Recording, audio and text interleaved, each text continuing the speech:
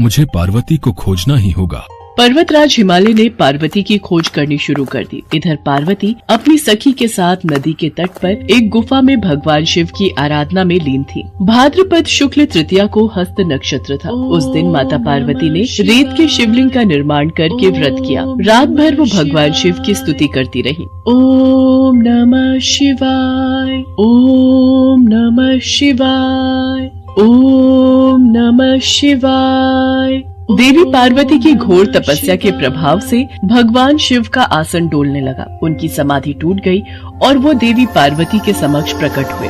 देवी पार्वती, मैं तुम्हारी तपस्या से प्रसन्न हूँ। तुम जो चाहो वर मांगो। प्रभु, मैं हृदय से आपको पति के रूप में वरण कर चुकी हूँ। यदि आप सचमुच मेरी तपस्या से प्रसन्न होकर यहाँ पधारे हैं तो मुझे अपनी अर्धांगिनी के रूप में स्वीकार कर लीजिए। देवी पार्वती, क्या तुम मेरे साथ खुश रह पाओगी? मैंने बचपन से ही आपको अपना पति मान लिया था। मैं जानती हूँ आपको पति रूप में पाकर, आपकी अर्धांगिनी बनकर मुझे सर्व सुखों की और सौभाग्य की प्राप्ति होगी। कृपया करके मुझे अपनी पत्नी के रूप में स्वीकार कर लीजिए प्रभु। देवी पार्वती के प्रेम और विश्वास की तपस्या की जीत होती है और भगवान शिव उन्हें मनोवांछित वर देकर अंतर्ध्यान हो जाते हैं। उसी समय अपने दरबारियों सहित गिरिराज हिमालय देवी पार्वती को खोजते खोजते वहाँ पहुँचते हैं। पुत्री, तुम्हारी ऐसी कठोर तपस्या का क्या कारण है? तुम्हारी ऐसी दशा को देखकर मुझे अत्यधिक दुख और पीड़ा हो रही है। चलो पुत्री, महल वापस चलो। मुझसे तुम्हारी ये दशा देखी नहीं जा रही। पिताश्री, मैंने अपने जीवन का अधिकांश समय कठोर तपस्या में बिताया है। मेरी इस तपस्या का उद्देश्य केवल यही था